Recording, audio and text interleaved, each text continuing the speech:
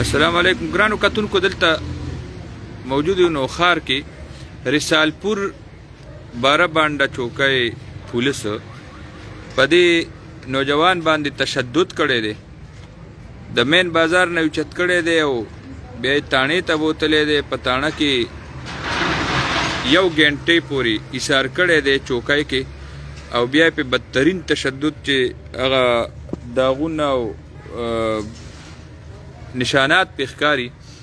نو د سره به یو څو خبرې کوو. ستا نوم څه دی؟ عبدالله. ښه، دا څه چل شوی دی تا سره؟ دا جی شیرین کوټ سټاپ کې ودرېدم. ها، دا دوه څه کار کې؟ رشکه چلوم. رکشه چلی. ښه، په رشکه باندې کباړ کار کوم. ما ځان له لوبیا راغشتله.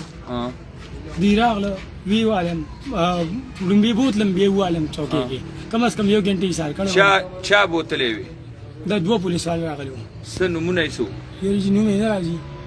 د کومې چوکۍ وو؟ د رسالپور بارې باندې. ښه، نو څه یې وي درته؟ ولې یې بوتلې؟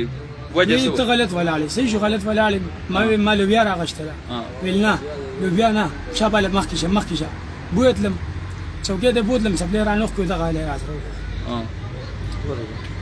اوس تا څه مطالبه ده؟ مطالبه ده جدي مشرانو ته پکار وو، موږ انصاف پکار وو. ګرانو کتونکو، بدترین تشدد یې پې کړی دی. دکه جرم هم کړی و، نو دی بیا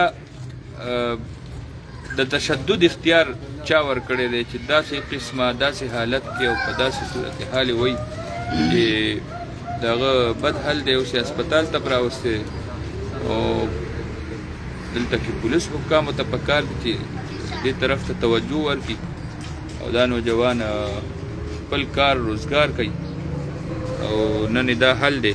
خپله رکشه کې ګرځي انصاف دپاره در په در خاورې په سر. اجازت غواړو د الله په امان.